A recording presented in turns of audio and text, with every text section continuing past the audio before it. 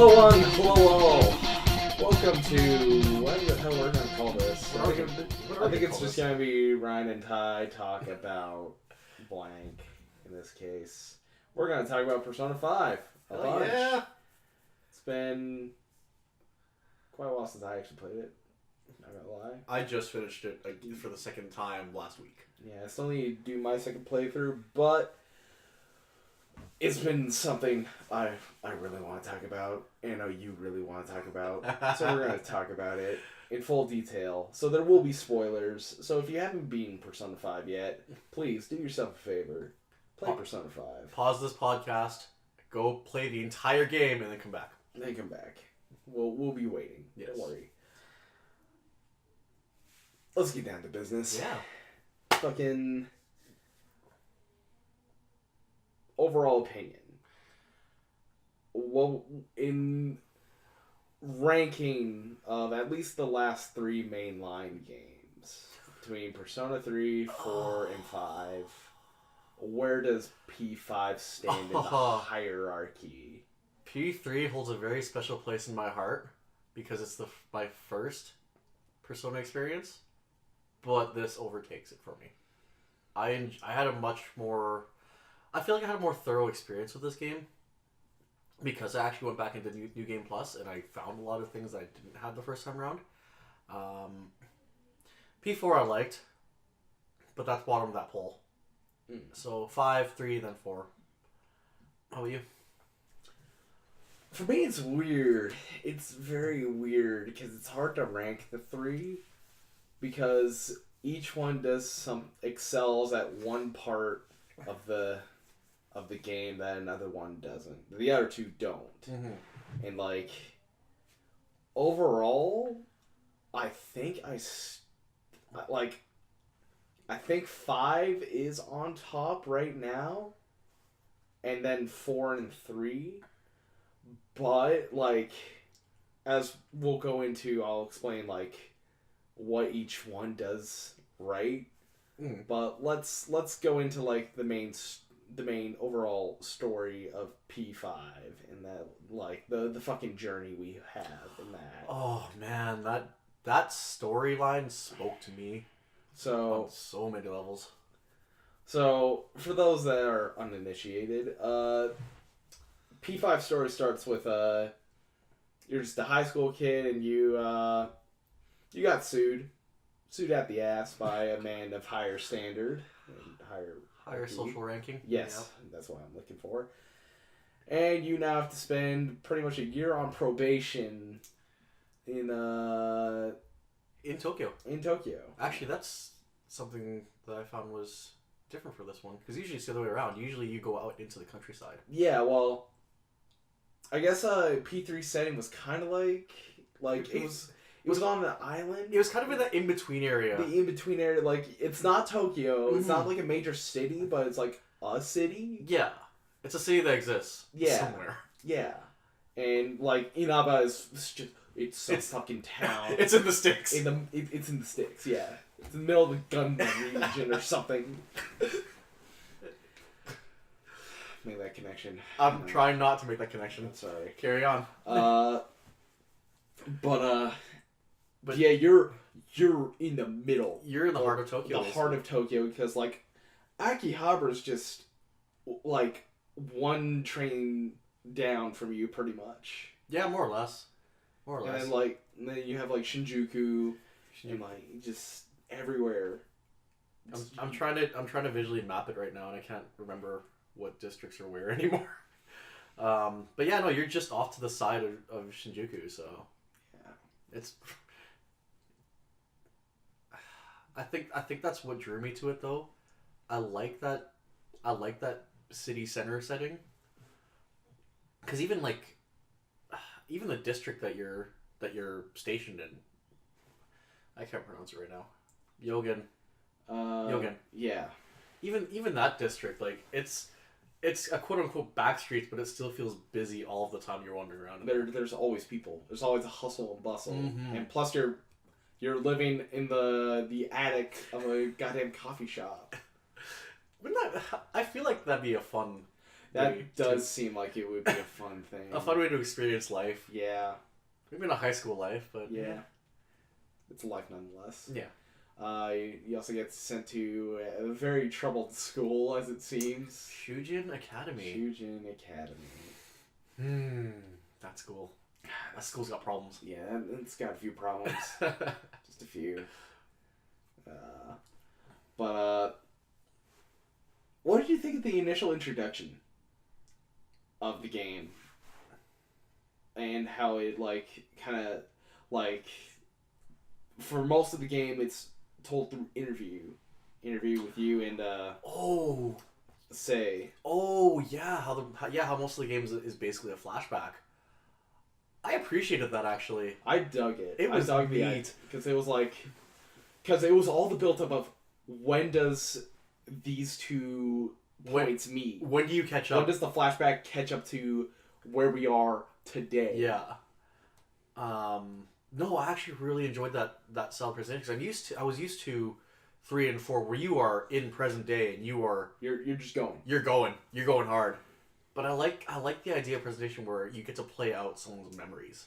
And it also becomes a bit funnier because the idea of that you're telling, say, everything you've done in the past 6 to 8 months in excruciating detail. Yes. As in so this day I went to this mystical palace thing, and then I ate burgers for the next week and a half.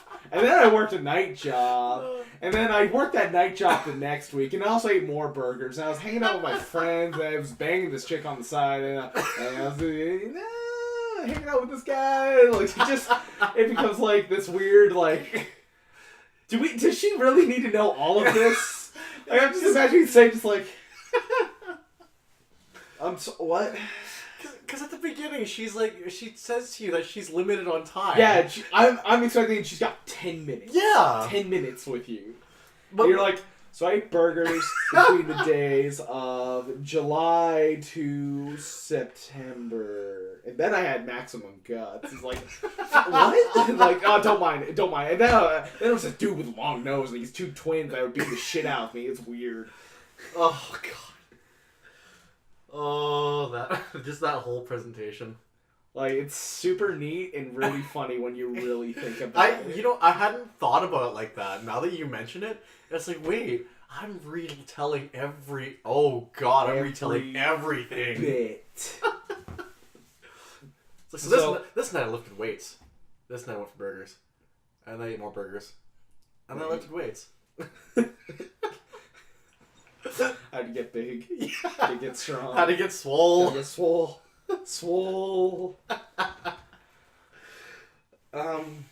Yeah. I actually really enjoyed the idea of playing out some of the memories, though.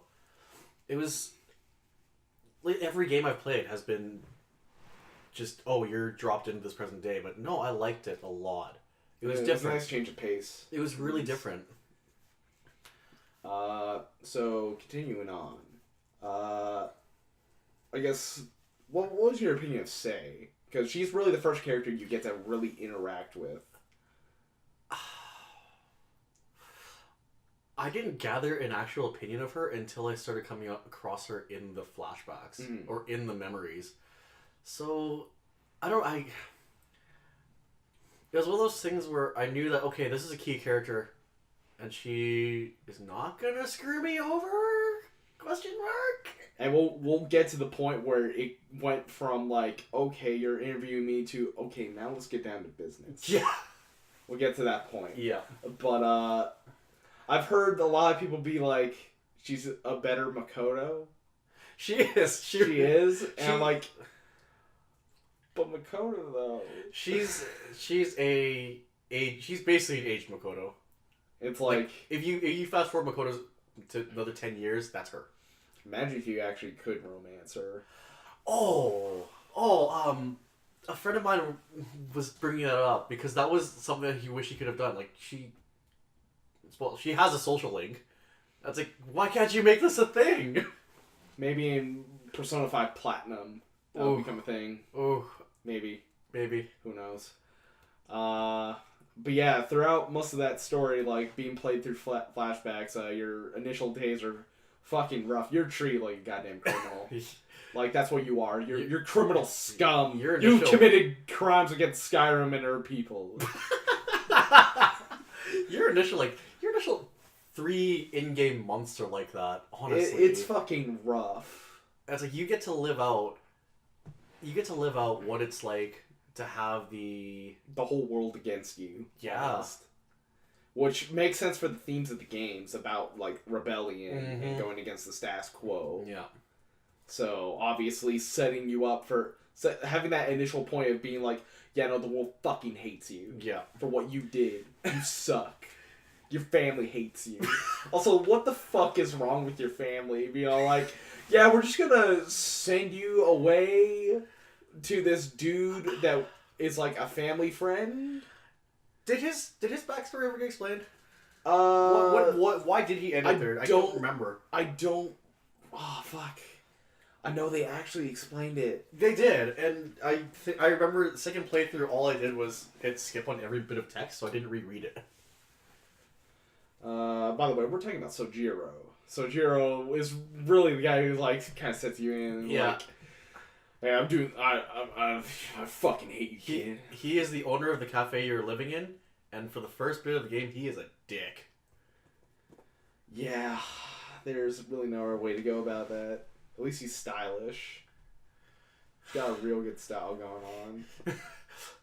For a guy who drives a Volkswagen Carmen Gia and wears pink suits, yeah, okay, He's got it going on. I'll give it to him. He's a ladies' man. Yeah, no, what is his relation to your character? He's a friend of the protagonist's parents who promised to look after him, basically, yeah. Okay. He wants the protagonist to not get in trouble in school and avoid getting into further trouble with the wrong people and all that. Yes. I mean, that's off the wiki, kind of. It's gonna help me through this. Your first month of the game is trying not to get expelled. And, like, of course, like, immediately you get stuck with some real ruffians in Ryuji and not Makoto, Morgana. Oh, yeah. So, okay. Morgana, ranked against Teddy, and who would be the mascot of P3? Would it be Aegis or would it be Konomaru? Oh, that's a good question. That's a really good question because there wasn't really a mascot. I want to say it would be Konomaru. Yeah, same.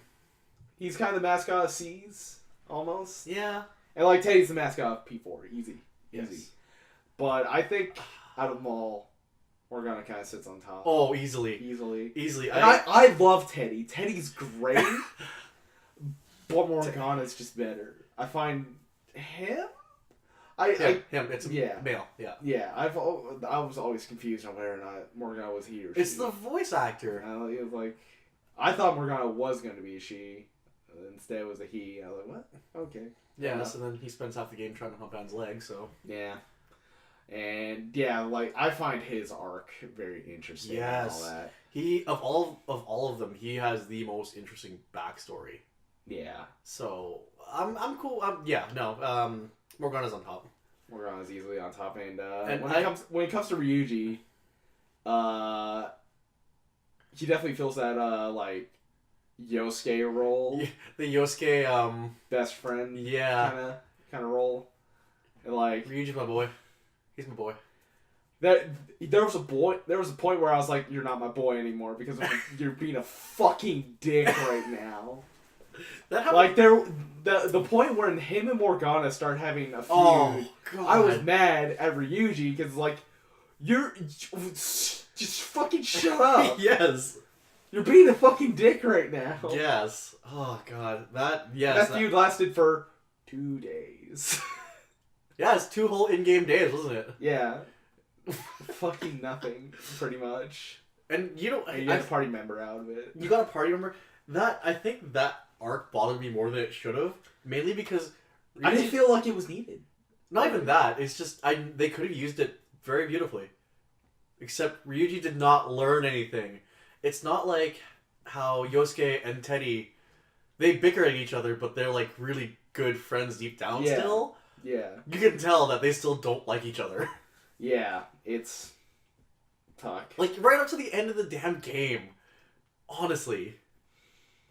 But yeah, like initially in the first month of the game, you and Ryuji kind of get in some hot water because Ryuji is a guy who knows too much. He knows way too much. He knows way too much, and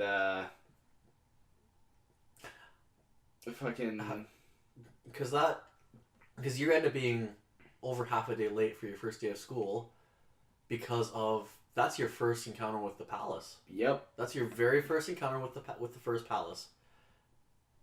Oh, that'd be shitty to explain. Yeah. How did you like after the palace? Did you choose the option of like this guy's fucking crazy? He's got some bullshit. I did not. I didn't throw him under the bus either. I was like, it's like okay, I was with you. I saw all this shit happen. I'm with like, you. We're gonna send you guys to school. Don't do drugs. Those damn cops. Those damn pigs. Yeah, no, I stuck with him on that one. Like, Yeah. Okay. Yeah, and Let's then just move on. And then you meet your antagonist. Your first antagonist. Your first antagonist, Kamoshida. Oh. I think he's the best villain in it. He actually is. He actually, yeah, because that entire first arc of the game felt the most meaningful. Because it also felt the longest.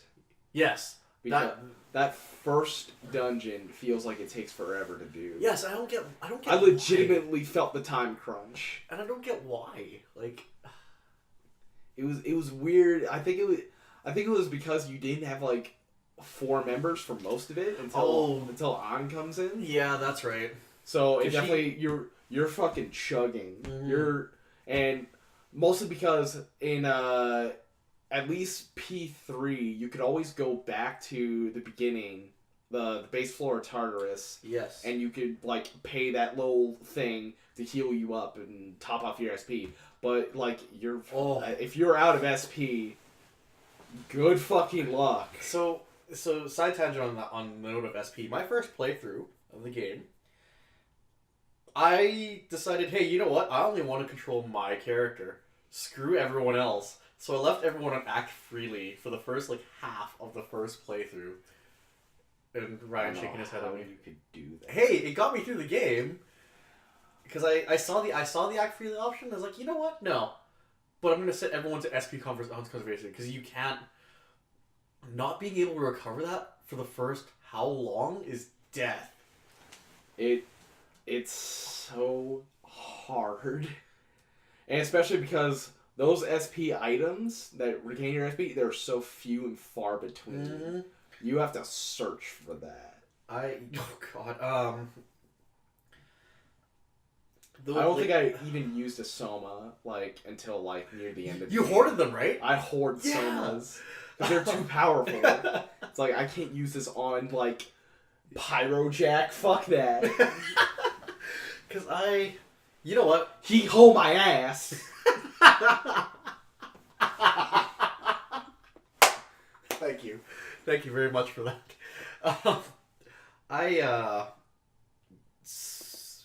First playthrough when we start getting the actual recovery items, those things were a godsend, and that I wish we had first playthrough.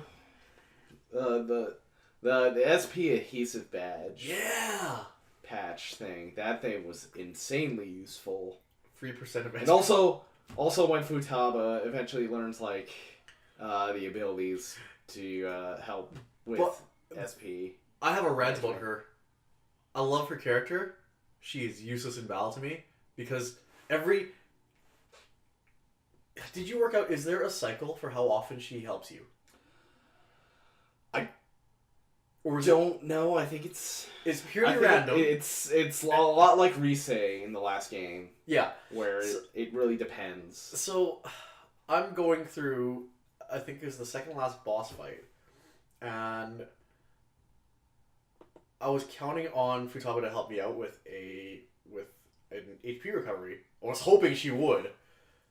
And at this point, it's like, hey, everyone's health is blinking. Fuck it. I'm just gonna cast a full heal spell. Cast full heal. Next turn. Oh, here's Futaba. She's giving me HP. Fuck you.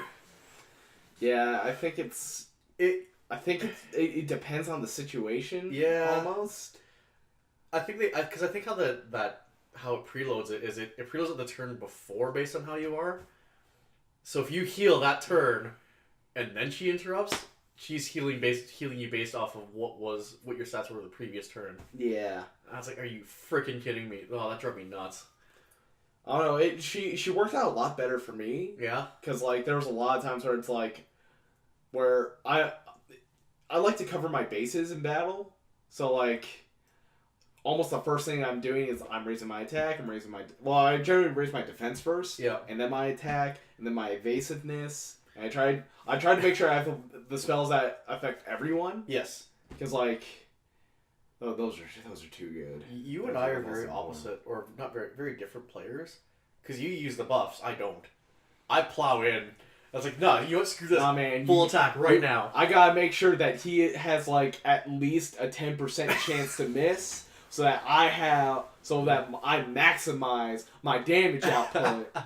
I can't wait. And that if he does hit, he ain't hitting me for shit. I can't wait to hear about your second playthrough. Oh yeah, it's gonna be gnarly. But hey, back to I guess back to the story. Initial story. So eventually An comes in, and that's it happens after one of the characters, one of the side characters. What's her name? I just read it. Her name was Wiki it. Shio, yeah. Shio. When she fucking takes a plunge. Yes. That was a scary fucking moment. Actually, I thought I was like, oh god. Ooh. Except, okay. So here's something that broke that moment for me. I blitzed through the text and I didn't know where I was supposed to go. And because when you get the news that someone's on the roof and they're gonna jump, you're in a panic, right? You're in a panic state. It's like, crap, I gotta go deal with this. And then it got to a point where 5 minutes passed. I still haven't found the right exit to the courtyard. Oh my fucking god! I think that might have happened to me too. I didn't learn my way around the school, so it kind of bit me because it took all of the tension out of that moment. It's like you're trying to rush out, and it's like, oh fuck, I'm in the wrong goddamn place. Because you can tell they designed that moment so that you hear about it, and within 30 seconds you get to the spot. You're outside. You can tell that that's how they designed that moment. Yeah. So if you don't do it right, then it's like you lose all tension in that entire thing. Well, that's also kind of a video gamey kind of thing, of like, oh, important thing is happening, like the end of the world is happening, but I'm over here doing a side quest. I gotta feed this chocobo. It's a very JRPG thing. Yeah. Or RPG. RPG thing, really. But yeah, fuck. That's something that they made difficult in P5. Is doing your side quests. It was because there's the time limit, but it's still forgiving about it, I guess. Because I still managed to get everything done. Because like it's after the first dungeon, and like after the first dungeon, it was a lot easier to do the dungeons in like one day. Oh yeah, oh absolutely. Except unless you're me, and you play stupid, because I actually thought, okay, my guys are getting tired and I'm out of healing items. I'm gonna go home for the day. And I had to spread out dungeon crawls over like a week of in-game time. So much wasted time. Yeah. Like, I thought sim games were really about time management and maximizing your output, but nah, Persona games are all about time management. Persona is where it's at for time management. The nice thing is, though, at least the days don't end until you go to sleep. Yeah, there's still more going on. Except for the nights where McGraw just says, hey, we should go to sleep. But I want to go down. But I want to go. Hey, we should go to sleep. No, I don't want to go to sleep. Fuck you, cat. Until you get certain someone's max social link, and then you get your evenings back. Oh, she's was the best for that. So let's talk about her a little bit. I'm talking about Kawakami. Best girl. Best girl. Well, for me, best girl. For you, best girl. She's up there for me. She has the best. Wait, who's your best girl? Makoto. God damn. Yeah. I've heard a lot of votes for her, so. Yeah. Student council president. I found her arc very, very interesting. It was actually. It was going through it because, like, oh, you have a lot to think about, don't you? And also the fucking realization of, like, oh, you're her sister. Yeah. And then, like, knowing that, like going through, it also comes back to the funny thing about the interviews, like, you're talking about, like, then, you know, your sister? Yeah, smash that. And then you die instantly. Game over. Game over.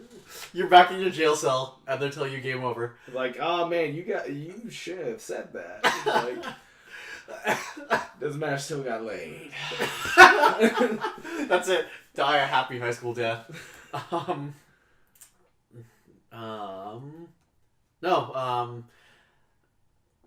Kawakami was best girl for me, except I read an article a few weeks ago that really put something into perspective for me. Mm. So, Kawakami is your homeroom teacher. Yeah. For pretty much the entire game. She's your homeroom teacher. And you can romance her, which I did on second playthrough because I fucked up the first time around. Oh, I need to tell that story about how I friend-zoned myself. Yeah. God. Silly you. The stupid prompt said I should choose my words carefully. Okay, maybe this means I shouldn't choose this right now. Click. No. Wait. No. Oh no. Oh no. That's a warning if you're already dating someone. Yeah, I didn't figure that out until later. So I friend-zoned myself on the first playthrough, but whatever. You confided to me about that. It's like, did I fuck up? It's like, yeah, you fucked up. I was so mad.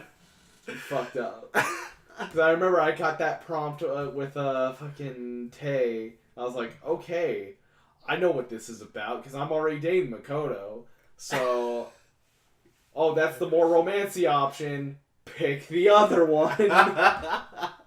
There was on one of the other links, there was actually a very bait and switch style option where it seemed like he was going to romance, but it didn't. Yeah. That was the fortune teller. Yeah. Because she had the one line, or you had the one dialogue line at the end of it. Or, like, I think rank 7? At the end of rank 7, you had a dialogue, and it seemed like he was initiating romance, but no, you are not. You're just being friendly, apparently. Yeah. That's nice. But anyway, back to Kawakami. So the first dungeon in the game is for Kamoshida. Pervy teacher. Pervy high school teacher. Really... huge shitbag. Oh yeah, full-on shitbag. Biggest shitbag. Yeah. Also beats his students. Oh god, yeah, let's not get into that one. Yeah, Some of that stuff got really uncomfortable. Oh yeah. But no, like even his damn end boss form in his castle, like that was creepy as shit. Like, if you want a boss that is just unsettling and fucking what was it? Asmodeus? Yeah. Yeah. I remember, like, I went into that, like, I went into this game expecting, okay, it's a Persona game, but there's some leeway for cartoonishness. I mean, that's what Morgana's a thing. And then Kamoshida's true shadow form came out, and I was like, okay, this is disturbing. This is really unsettling. Because what's in his cup? It's just legs, isn't it? Dangling legs. Yeah, it's legs and, like, doll form. Yeah. Of, in a bikini. Yeah, like, oh, man. Oh, it's really unsettling. Really creepy. So, yeah, with him, so obviously you have the judgment passed to him because, well, he's just a human shitbag. He's terrible. But then you romance your homeroom teacher and, oh, it's fine. Oh, it's all good. Oh, it's all good. It's all good. It's Japan. Everything is fine. It didn't... That shit would never fly here. Oh, hell no. Hell no. I mean, in the last how many months, I've seen so many articles about teachers getting caught with their students. Like, oh, probably shouldn't have done that. Don't do that. But no, like, I don't know why I was actually drawn to her character. I don't know. I think I had the most sympathy for her because she had a pretty shit. He was rough. She had a pretty shit situation going on. Yeah, it's which is a story for another day, I think. But yeah, kind of. So back at the first castles where we were. Well, for one, yeah, you get your persona Arsene. Yep. What a great fucking persona! I love Arsene. Same.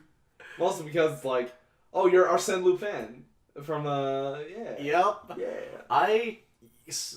So after you get the persona and you go to the Velvet Room, or is this still called the Velvet Room? Yeah, it's the Velvet Room. Okay. It's always the Velvet Room. And you go back to the Velvet Room, and they make you fuse him.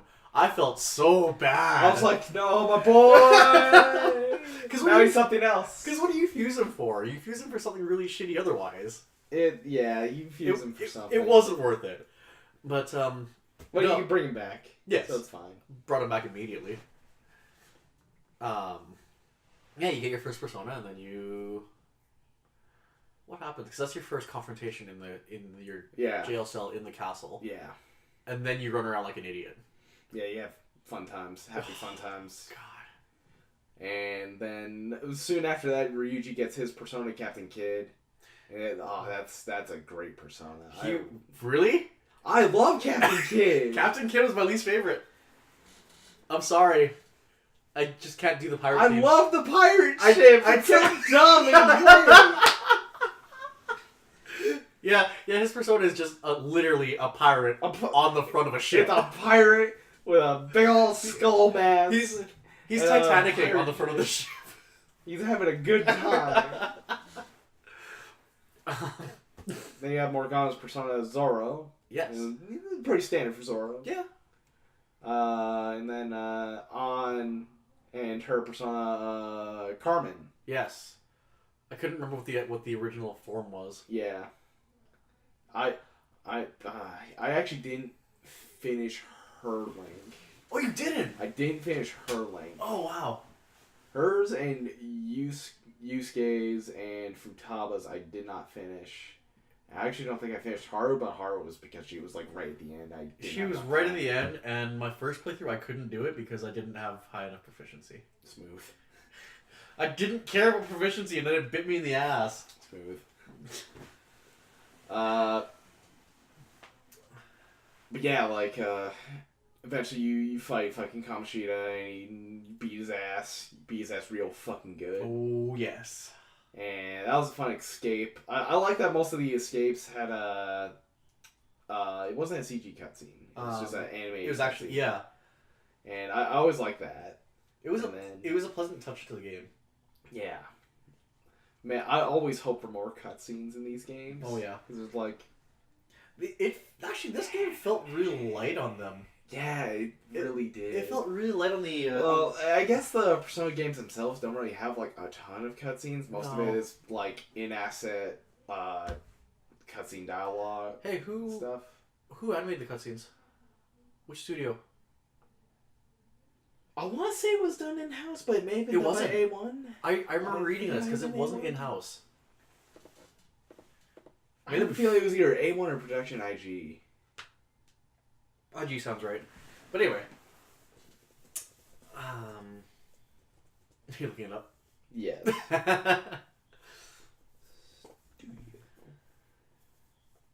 We'll keep talking about it. Yeah.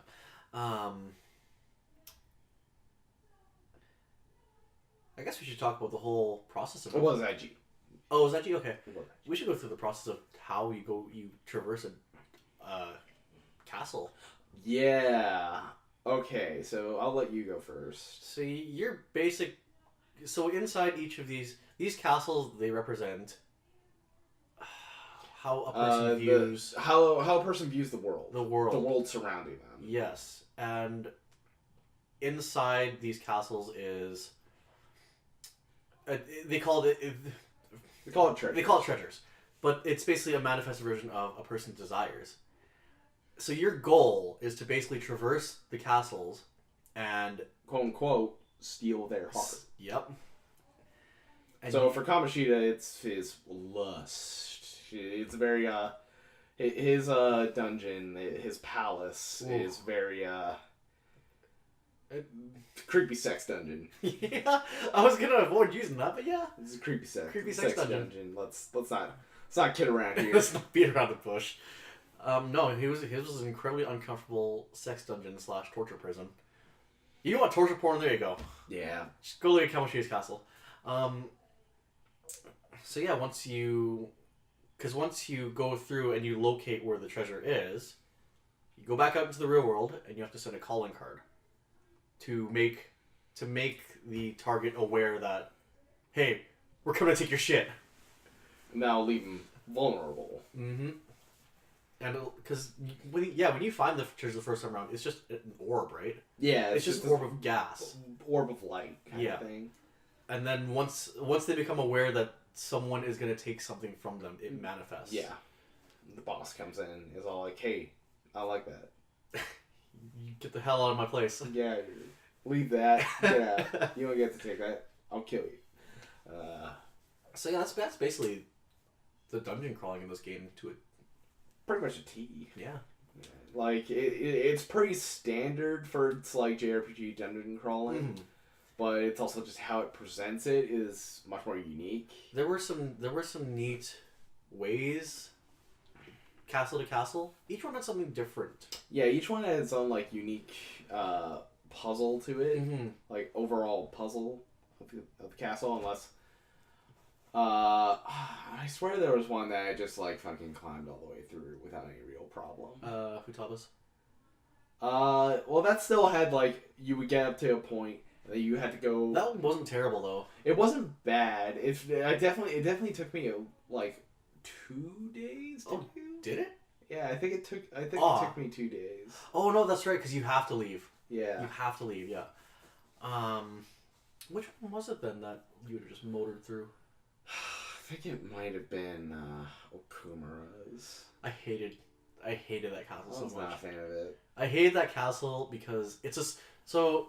This is a late game castle, 5th or 6th, I think. Yes. And this is before Sei's castle. Yes. Ooh, that castle's fun though. That was the moment where. You know that fucking meme of Shaq and he's sleeping and it's like all this interrogation stuff and it's like I sleep and then it's like so the next target was me. It's like real shit. Yeah. But do we want to go through this in order? I think we should. Yeah, let's go through it in order. Okay, so you finish up Kamoshi's. You steal his treasure. Which was, what was it, a medal? Yes, it was medal. He won because he was an Olympic athlete. Yes, I think. Yeah, former Olympic athlete. So you steal that, and eventually he comes clean about his in front abuse, in front of everyone, in front of an assembly, basically. And that assembly was like to address the students about like the Shio trying to commit suicide, all that blah blah blah, and then Kamoshi just comes out like. For more backstory, right before, I think 2 weeks before that, that's when your first time limit comes into play because he threatens to expel you. Yeah. I can't remember what caused that situation. You're trying to dig into the abuse. Yeah, you're digging too deep. You know too much. You can't know this much. Yeah. Because he basically threatens to expel you, Ryuji, and Mishima. Yes. Who I hate. I hate him so much. He has a purpose. I don't care. I was so happy when I finished his social link because it meant I was able to ignore his text after that. It was like I just tried to get his done. He was a needy bitch. Because I was like, I know exactly where this goes, so let's just get it over with, and then I can move on to someone much more interesting. He was a needy bitch, and I still love the midway point when you go take out his shadow and you just leave it alone. Yeah. I laughed so funny. Hard at that. I was like, get fucked. Yeah, no, so right before that you were on the verge of being expelled, and come the time for Kamoshi when Kamoshi confesses everything, obviously that gets rescinded. It never actually goes to anywhere with weight, so it's fine. After that, technically your team forms. Yeah, the Thieves of Hearts That's are when you formed. can name them. That's all. I just called them the Fans. Same here. Because I didn't know if it would actually change their name at all. Yeah. I was like, It totally doesn't. Don't care. It totally doesn't. Like, yeah. It only affects like if you call in a team to help you out. Yes. On PSN or whatever. PSN. Thieves Guild. Yeah, the Thieves Guild. Yeah. That got really useful a couple times. Yeah, exactly. Also, you don't have to know any of the answers for any of the questions when you're in class. Why? You can just hit the Thieves Guild button, and they will show you a stat, like, what are the percentage of people that answered the following question. Can I make a comment on this? Did you not know? No. I didn't know that was a thing. Wow. So first half of the first game of the first playthrough, I actually went through trying to figure out, okay, what the fuck would this answer be? I actually deliberated how some of them, and then after that point, it's like, no, I'm just googling this. Fuck it. I was like, IGN school test answers done. It's hilarious. Cause like, well, now I don't even need to try. Because what is the? Because while the trivia is neat, I just want to get it right so I get no, for real. Like, this is the first time I'm learning that this was a thing that was possible. Twice. There's a prompt. I don't right look for the there. prompt. Right there, it just says hit the fucking button, mate. Just hit the button and see what the Thieves Guild says. It's like, the one that's like 98%. I guess that's the one. Because how does it work? It gives you, like you'll see like the answers that like you're prompted. Like you're given the question. Here's the answers. Here's the statistics. On who and on how the percentage of people that answered that with that answer. I did not know this. Oh, the one that's 99? I guess that's the one. I did not know this. Oh. I think there was one that was like 70-40 once, and I was like... I feel like such a freaking scrub now.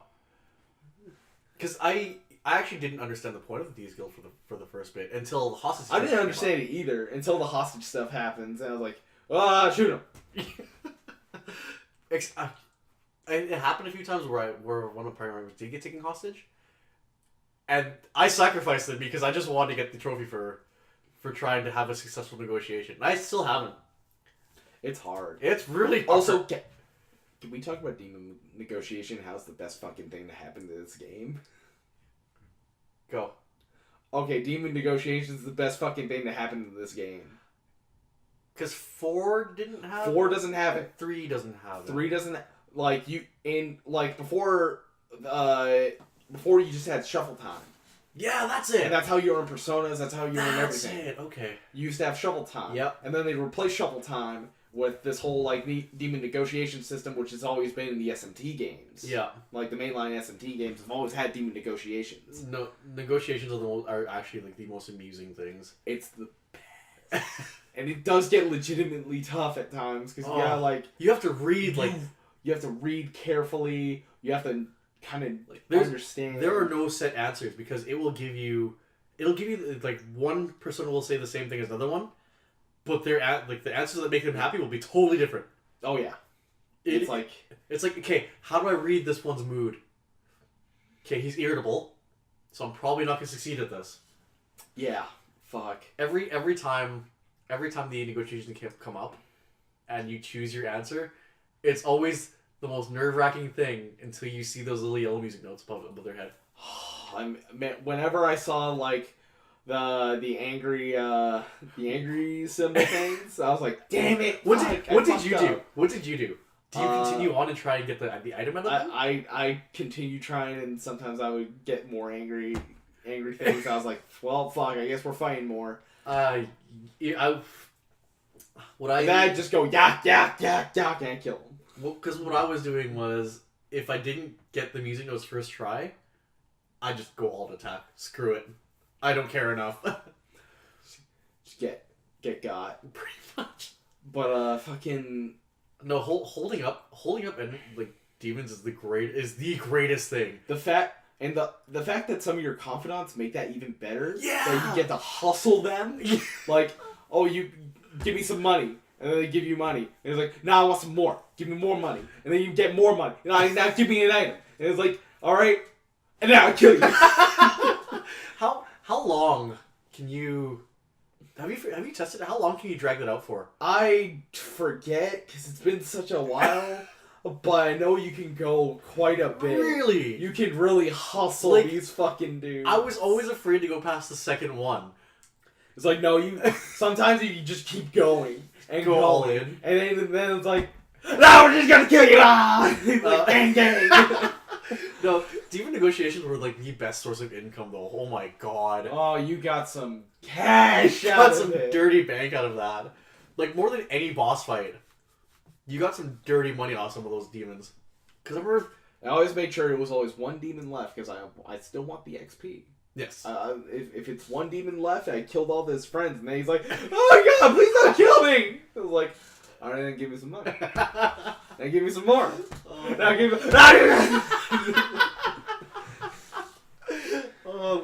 We should actually sit down and do a let's play of this Someday. I'd be down. I'd be super down. We'll have to get my capture. It just depends on when Atlas is all like, okay, well, now we're gonna lift our entire embargo. How long has it been now since they put that out? When did the game come out? April. Oh, it's gonna be a while. It's gonna be until like over next year, probably. I'll give it a full calendar year since release. Yeah. Then they might at least let up a little bit. Mm. Yeah. Then after the whole Kamoshida stuff. Actually, can we go back to that? Oh yeah. How did you feel about that? About the constant delays? No, about the Oh, the embargo? The embargo. How did you feel about that? I was planning on streaming. Oh. So that hurt you a bit. Yeah, it did. Because I was like day before it was going to come out, I was like, yeah, I'm going to set up a stream. We're going to have a good time. Like, we're gonna blitz this fucking game. Because I'm the kind of guy who plays the game for like an entire fucking week. And I left my job at that point, so I had a ton of free time. Mm. So, just Persona every day. And then that embargo came out. I was like, while I understand the decision to do this, fuck. Because they announced that like a week before. Like a week before. If they had said that like a month before, I think more people would have been okay with it. But like so many people were like, had plans. They had full LPs ready to go. Well, I felt bad for Pat and Wooly, the super best friends, because they had this elaborate, beautiful fucking intro made for their LP by Volta Base. No. And they were planning to go the fucking distance with that game, and then that came out. Mid like episode 3, and Pat reads off like, well, we just read this. Guess we're done. We're just gonna cut her off here. No, if they had done it a month out, it probably would have been. It would have saved okay. them a lot of flack. Oh, they got hit hard for that. Yeah, but I understand why they did it. Yeah, but also that's not gonna stop anyone. Oh hell no!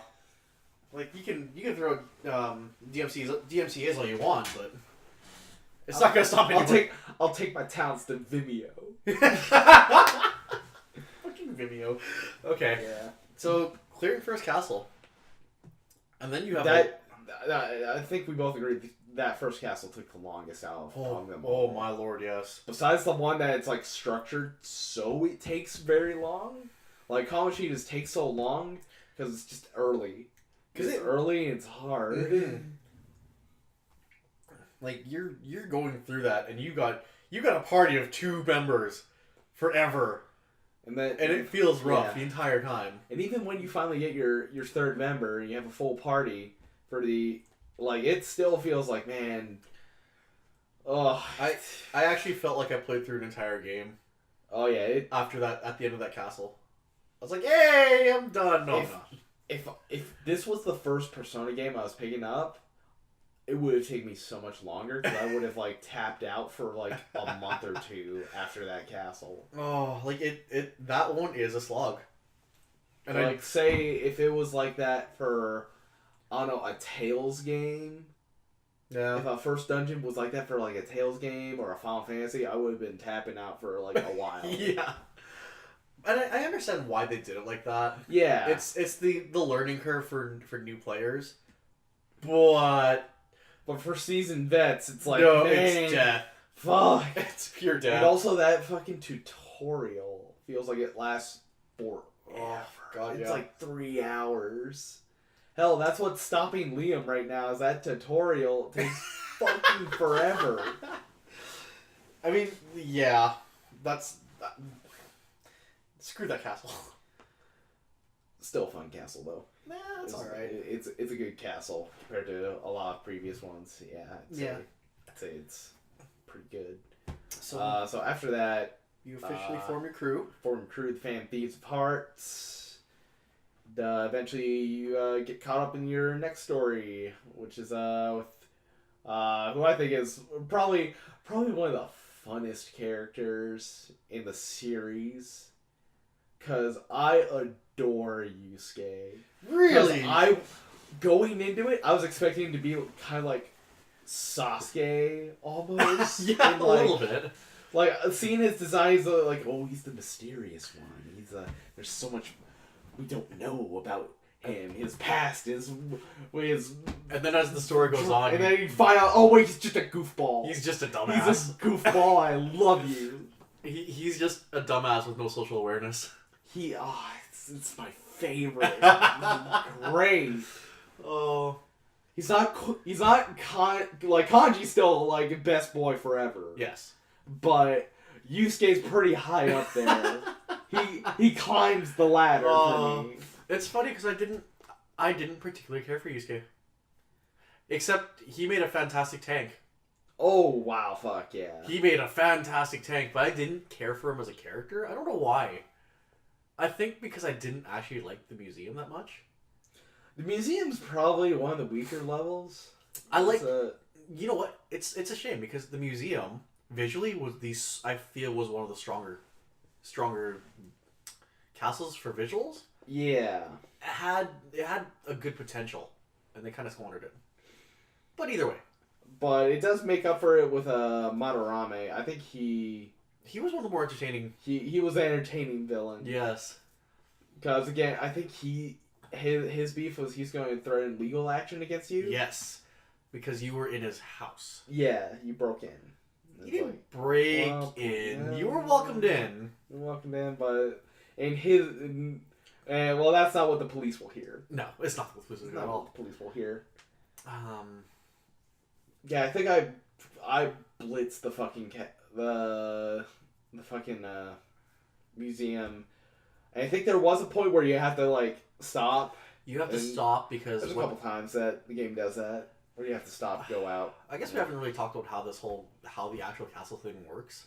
Yeah, because your characters have access to this thing called the meta nav, and that lets you into these castles. And these castles are they're cognitive representations. So you're more or less inside someone's mind. Yeah. You're inside someone's subconscious. So for Madarame's, you had to what? I just had a realization, a fucking epiphany has hit me. This game's Memento. No, don't do that to me. Don't do that to me. Like, just imagine, like Joker looks at a fucking piece of a fucking photo, and it's all like the main antagonist is like, do not trust his lies. Oh my god! Do not do that to me. Memento screwed with me hard. Oh man, that's wild. I put that connection there. Wow. Holy shit. Oh wow. But back to the topic on hand. You're in someone's subconscious basically. So what happens in that level is you hit in his subconscious museum. You hit a spot where you can't get past his security because it's all lasers and shit. Yeah. So you have to go back out into the real world, and I think it's Anna and Morgana you send in. I think yes, it is Anna It's- and Morgana. Yes, Because Morgana breaks in. Morgana finds the room. Finds the room and then finds. So the big deal with Yusuke is that he's an apprentice of Madarame. He was taken in after Yusuke's mother passed away. Yes, And Yusuke's mother was the one who actually painted the one really famous painting. the famous painting that Madarame has been taking. Well, did he take credit for it? Yes, he did. Yes, he did. And he painted over it and he took credit painted for it. over it, and he reproduced it illegally. It's been like He reproduced Signed it illegally, sold it as if it was a rare item. yeah. Also, I have gripes with that painting. I have gripes with that painting and that last section of that castle where you're trying to ID it. Because within that castle, there's a section where everything gets like really warped and it turns into a MC Escher painting, more or less. Yeah. And you have to identify the correct painting, which for the most part's easy. You have to identify because it lays out 5 or 6 variants of this Sayuri painting, and you have to identify the right one to get to the next portion of the game. There was one particular set where I know which one it is. Where there's 3 in a row, but then you have to climb stairs and to find the other 3. And I thought, what the hell am I doing wrong? Because I picked all 3 and they were all wrong. That's how they get you. And I spent 10 minutes thinking, what the fuck is going on? Also, that's probably my favorite section in the castle. Yes. Mostly because looks wise, Oh, yeah. like it's all. I believe that section is like the one that's all gold. Yeah. And everything. Yeah. Like it. Ooh, that fucking looked incredible. Actually, It was fantastic to look at. But no, that was my only gripe with that section of the castle. Yeah. It's just that one part. It's just, oh hey, there's more paintings around the corner here. You couldn't have shown me that sooner. Really. I also really liked jumping into the paintings and like running across them. That was a really neat thing. Yeah, because there's a section where you have to activate some switches, and the only way to get to these switches is you actually jump into the paintings on the wall and run through them to get to these switches. Yeah. Except for the time when I was really underleveled and it flung me back out into the floor with a glowing glowing red freaking shadow. Fucking those guys are the scariest fucking things. It's like look down and see this diesel ass fucking red shadow. Yeah. Like, I want to avoid I don't you. fuck with you. And I run away. It sucks because you don't find out why they're red until you get into battle with them. Because sometimes it's quantity over quality. Yeah. And you have like 7 of them to fight, which is okay, whatever. Like yeah, you can take them out easy. But then in later castles you find Then you find the badasses. Oh, the King Frost. Shit, that was not a good fight. Oh. King Frost is not a good fight. King Frost is a sworn fucking enemy. So, like, I lost maybe 15 hours. Are you serious? To King Frost alone. I didn't lose anything to King Frost. What difficulty did you play on? I was just playing on, like, normal difficulty, but the thing was that it was in the ship. Yes. And there's some points where the save rooms are fucking far away. Oh, yeah. So you have to conserve, and sometimes you just get unlucky. There's a point in time in that ship where you just have to decide, fuck it, I'm running. And you have to blitz your way through everything. Like, I was like, oh, there's a treasure. I don't care. Get me to a safe room. Like, those hallways became a nightmare sometimes. And if King Frost shows up, and he has no weaknesses. He has no weaknesses. He can't. And that's one thing. You know what? He's susceptible to crit hits. Yeah, that's it. That's it. Like, you have to hope someone's armed with Miracle Punch, and you have to hope it works. It's like, I didn't even really arm my guys that much. Like, I just gave them, like, here's the HP booster, well, it was mostly stuff that was like, here's something to nullify your weakness. Yes. But, like, the enemies that don't have really a weakness are the God. hardest They're ones. the worst things. Ugh. Fucking. But yeah, there was a couple times where King Frost just wrecked fucking you. got me. Oh man, It was just unlucky. I'm sorry. Because it was like the last round, I forgot to switch out my persona to someone who wasn't weak to ice. Yeah. And then, like, King Frost can just He wrecks hold you. a zero you easy. Yeah, he wrecks you quick. And this isn't like in, like, Final Fantasy, where if the main character goes down, you're still good. No, Like, no. If your character goes down, you're done. your character in that game is the only one that matters. Everyone else can be dead. Everyone else can As fucking long- drop. As long as you have 1 HP left and you're still kicking, you can You're keep good. that fight going. Which I loved it, but I hated it. It's like, that is some bullshit.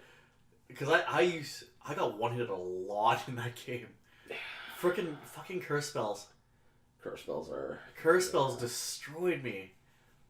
That's what I lost my time to. But, You know, I lost a lot of time to King Frost. Sworn enemy King Frost. Sworn enemy.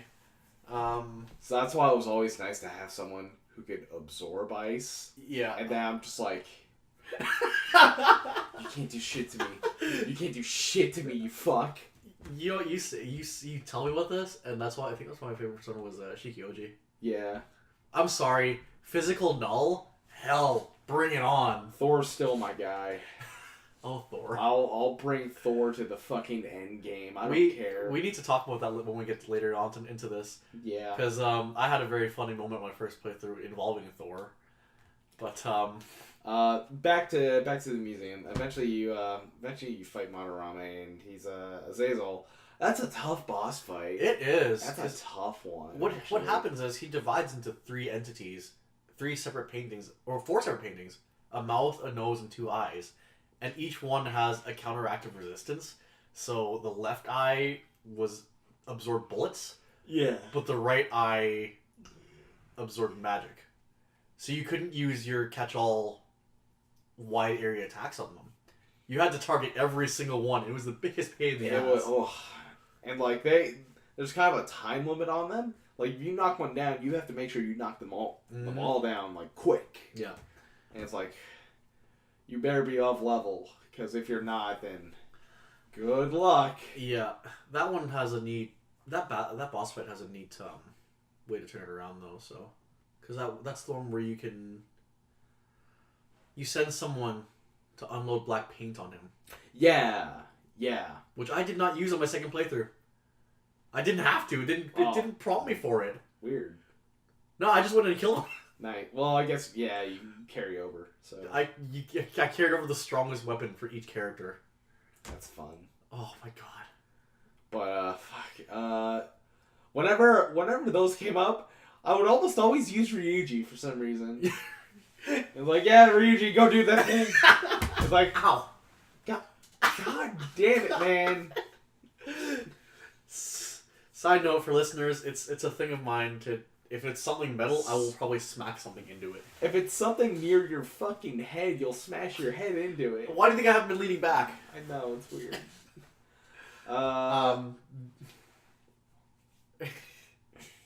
But I didn't have a set character that I set for those things. It's just like, hey, who's the least useful to me right now? You go.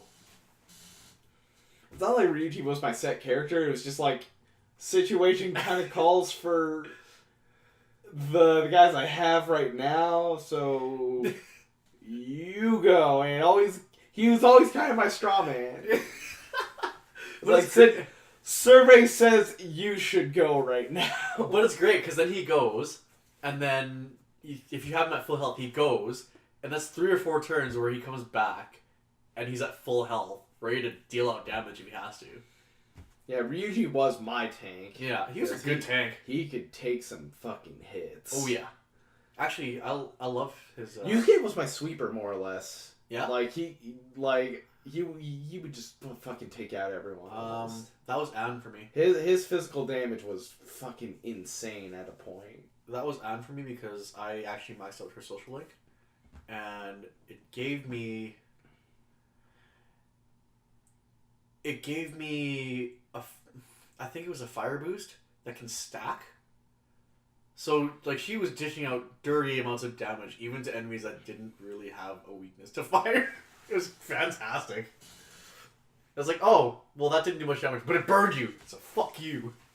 So she was my sweeper for that. Hey, question for you. I don't know who that is. I'm not answering. Did you find that your protagonist character, did you find that he was actually a lot weaker than everyone else? In terms of dealing any forms of damage, he felt more like a support character to me.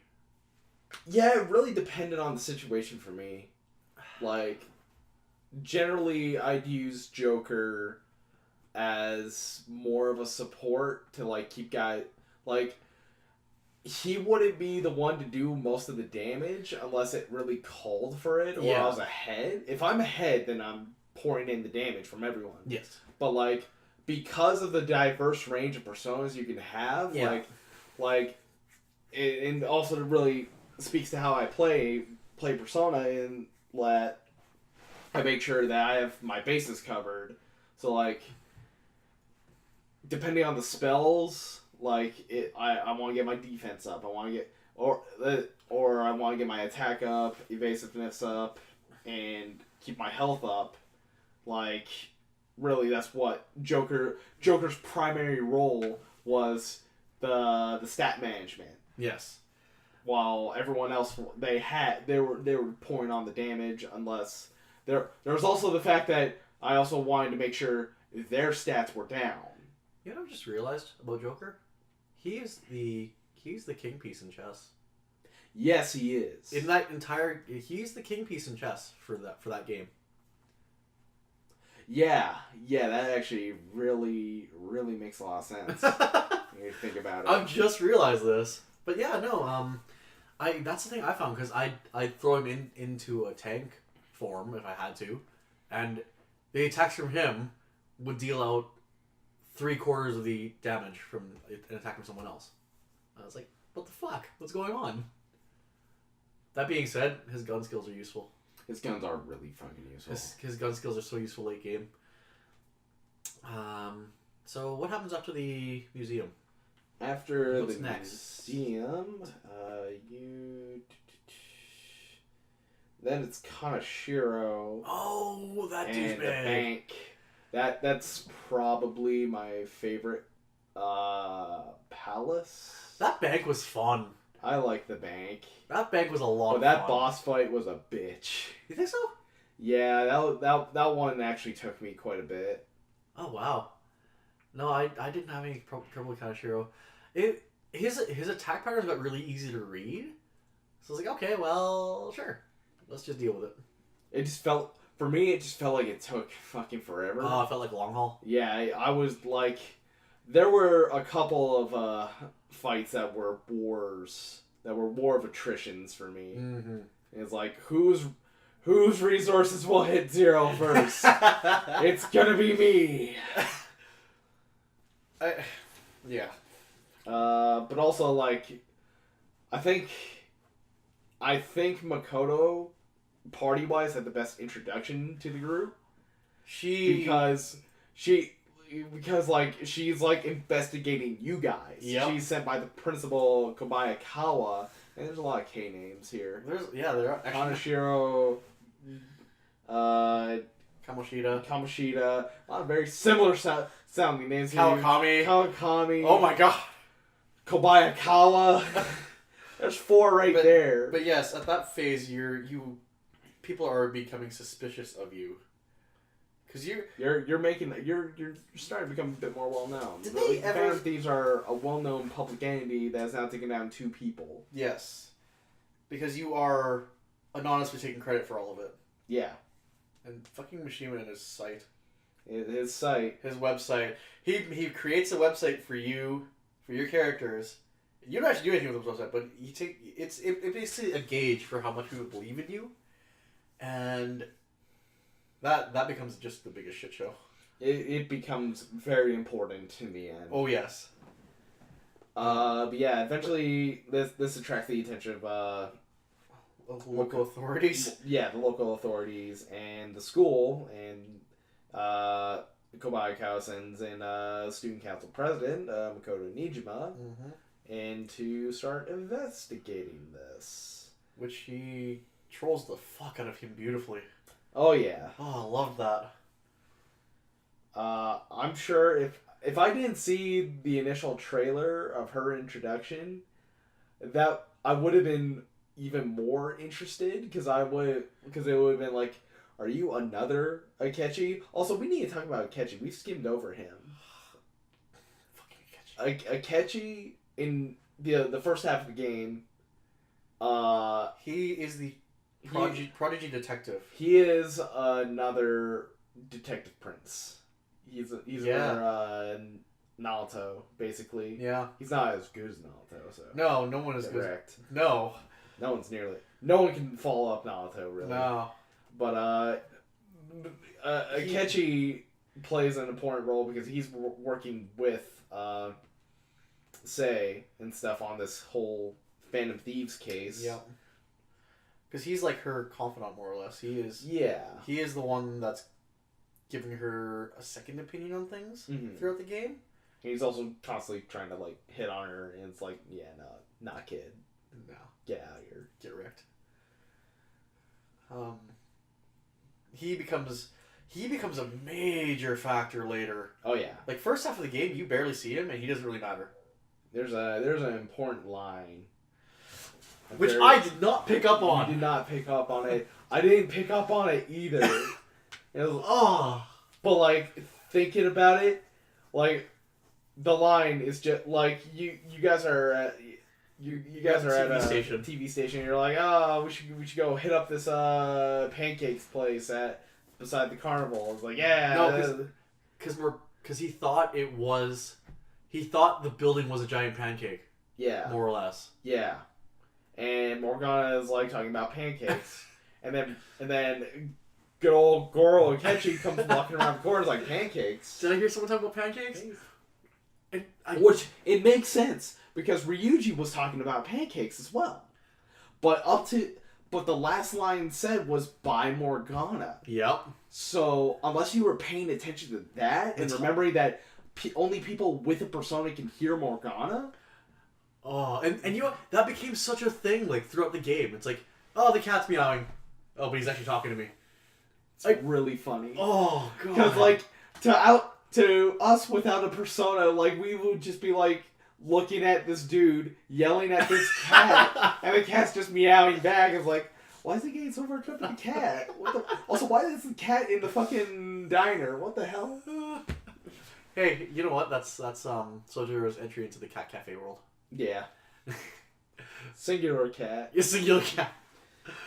But no, we do need to talk about Akechi and how much. Yeah, we'll get to his importance later in the story, but like beginning, like he eventually is like, all right, let's get down to business and fucking start figuring out who are the Phantom Thieves. Yeah. Which Makoto deduces quickly, like really fast actually. It's like, oh, was there ever a reason for her initial like rankless suspicions about you, or is it just because you were involved with Kamoshida? Is that it?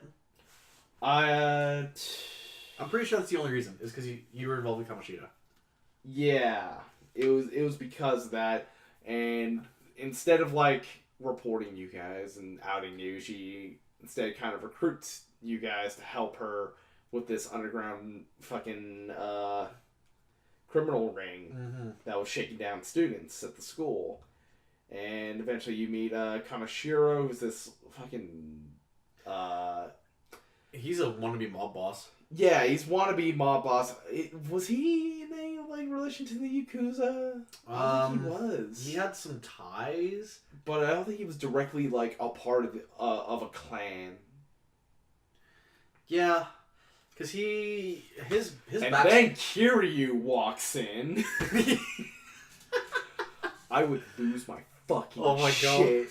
with a Yakuza Persona crossover. Oh, that'd be interesting. Goro Akechi meets Goro Maijima. Holy fuck. Right. We're now venturing into the land of what if. But Kanashiro was... He was a weird character. Because I didn't quite get why he was such a quote-unquote badass.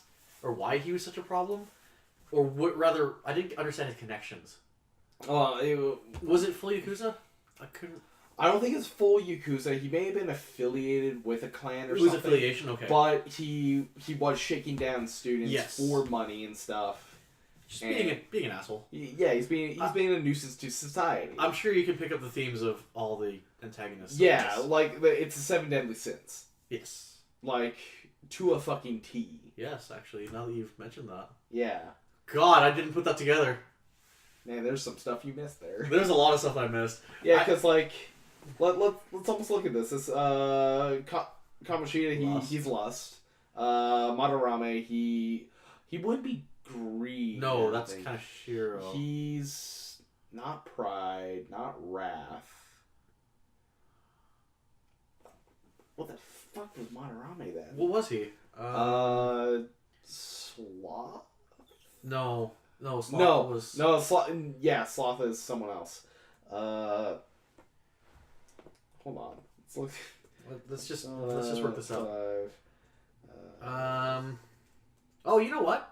I would call Madarame Envy. Yeah, that's it. He's Envy. He's Envy. Yeah. Madarame's Envy. Kanashiro is Greed.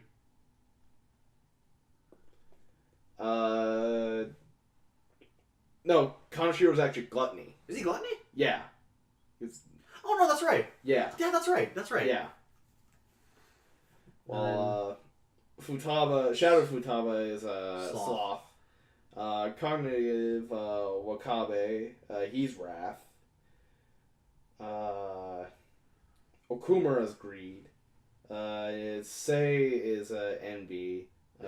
Shido's Pride. Oh, I thought Sei would have been Pride. Hmm? I thought Sei would have been Pride. No, she's envious. Oh, okay. Either way. So, okay, I did miss that entirely. Well, I guess here they have it listed as Shadow Futaba's Apathy and the Prison in the Abyss of Mementos, which we'll talk about in a moment, is Sloth. Okay. And then, yeah. Huh. Fucking Atlas. Atlas and its goddamn themes. Yeah. So back to Kanashiro. Yes. So he's shaking down eventually students. I really like that bank. That bank fucking palace is fun. You know what it was? It was the music. Yeah. It was the music in that bank that just made it so much fun to run around. And it's not even the best music in No, it's not. Palace music. Palace music wise, it's not even the best. Which one do you say is the best? Days. Yeah. It's the best. Yeah. It's the best. It's number one. It's number one. God, we're gonna blow out your mic if we do that full volume. Yeah, well, someday. But then Makoto, we should talk about the persona of Yusuke because we totally fucking forgot that. Yes, Goemon. Goemon. I really like Goemon. Yeah. It's really neat being this. What was this? Goemon was in Japanese folklore. He was boiled alive, wasn't he? I think so. He was a thief who was boiled alive. You know what? I'm looking this up because I thought because you learn this is part of the trivia. This is a thing that in your school sessions you learn about each of your partner's personas throughout the school quizzes. Mm-hmm. Yeah. Let's see what was going on. I'm pretty sure he was. Here we go. Yeah, spoiled. Boiled alive in public. Yeah. Yeah. And then, by far, my favorite persona, Makoto's. The motorcycle! The fucking motorcycle, which I wish a not kind of like a not's more of a transformer. A Nazi transformer, yeah. A not's a transformer. I was like, can she still ride the motorcycle? Please. I think that's what I liked about Johanna is that every time she called towards her, she actually hopped on to Johanna. I was like, this is neat. Like, this is the coolest persona anyone's ever had. I don't think they've ever had anything like that. I'm not sure. I don't think so. Mm. Because, like, well, I guess I kind of have it in P5 still with Futaba actually going into Necromonicon. Oh. Which is a little weird. No, Necronomicon's awesome. It's a little weird because it's like tentacles initially, but then it's like that. Then it's like she's in a supercomputer. She's in a supercomputer with a big ass grin. Yeah, and then I guess the next closest would be like Rise and Fuka's personas. Yeah, that's or right. like put on the. I guess what would you call that? A headset for I just call it goggles, man. Goggles. They're VR goggles. And Futaba, she's like in an apparatus. Yes. I still no, not Futaba. Fuka, who I still think is probably one of the most useful support personas. Oh, because you could directly find out what the weakness is. Oh my god, yeah. Which I always found like I fucking missed that shit. Because you have to use. Oh, there is no analysis. There is no real like go for it. You have to like start guessing. And then like in like, boss you fight, give him a whack. Oh, it did regular damage. You shoot him. It did all right. Oh, he absorbs fire. Oh, he's absorbed for fuck. Oh, but he's weak to lightning. All right, time to just rain fucking lightning down. I've had a few where I've been able to guess just based off visuals.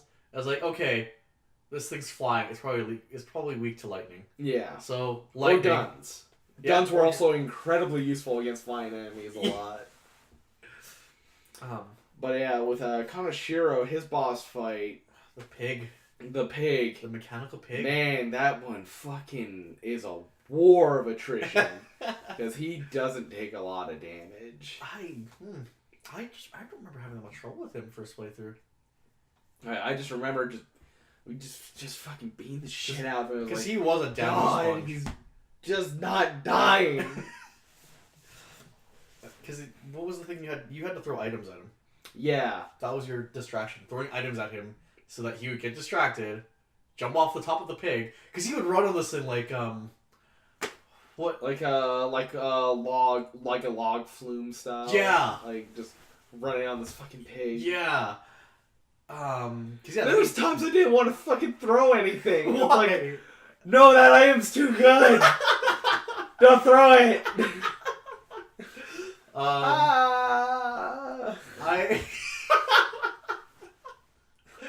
Oh god, the sacrifice. As long as you made sure not to throw fucking somas, you were good. It's like, hey, we should throw this in. It's a fucking soma. I was like, you put that the fuck back before I fucking shoot you. Oh no. I was in a random shadow fight and they hit me with confuse. And they threw away. It pisses me off because when your characters get confused, they throw a lot of money away. Throw a lot, and I get mad. Like, stop! Stop no shit! Like they make it rain. I'm like, I don't need like this $6 grand of money. Like, no, I needed that. I will kill you. No, they make it rain, and then when they start throwing like useful items. It's like, no, you son of a bitch. I will beat your ass. Stop it. Oh. Fucking. So that piggy bank, though. That's a fucking war. Oh, because then after you beat him, is when he starts hinting at another Persona user. Yeah, they start. Madarame hinted at initially that like no the one in the black mask, the one in the black mask, and it's like what there's another one. The fuck are you talking about? Are we gonna get another party member? And then I thought it was initially going to be Makoto when I saw her outfit and all that. I was like, but wait, she just awoke into her persona. Oh, you're not the one I'm looking for. No. Also, who has the best design to you? like Thieves, Fan Thieves design. Oh, don't make me choose. Too bad making you choose. Joker's always a classic, but okay, this is probably an unpopular opinion. I actually really liked Haru's design. It's solid. It's so It's solid. The hunting outfit. Yeah. The old hunting outfit. I found that really neat. I actually really appreciated hers. Again, I have to go back to Makoto. There's something that outfit does for me. Like, yeah. Yeah. I need to show you. I need to show you the cosplay that I saw of Anne. It was actually really well done. Yeah. Kotaku had it. It was actually really well done. And sidebar, I am going to cosplay Joker. Next con. Whatever that be. I don't know when that's gonna be, but next year's kind of up in the air right now. Yeah, it's up in the air for all of us. I can tell. Yeah, no. I love Joker because it's classic. It's one of the most fucking solid designs I've ever seen. Even and the fact that like everyone has a specific color attributed to them, and the only real way you know that is by looking at their gloves. Yes. And like the most iconic thing about Joker's outfit is his red, black and crimson red gloves. I think my favorite part about Joker is just the fact that in everything, like post battle or the pause menu, he's got this big shit-eating grin on his face. Suave. I was like, yes. Yeah. He's fucking. You know, he's Will Smith. He's Will Smith. Yeah, I can agree with that. No, he just looks like a baller every time he shows up on screen. Like, and then you go back into the real world and you have your character. Oh, and he's got this like whole fucking demeanor about him. I feel like I would pull off that kid, like his real world character better than actual Joker, but yeah, maybe. Who knows? But either way, like, he's such a suave motherfucker. So good. Yeah, no, character design. Haru. Yeah. Haru's like a clear favorite. Just, I don't know, just some of the design is so nice. Also, really, really like Ryuji's design. Yeah, the street punk. The street punk, like you are Bosuzoku right now. You just need like the popped collar, everything about it. You just give him a cigarette in the mouth, like cigarette aviator's done. Oh fuck, God, it's so good. Yeah.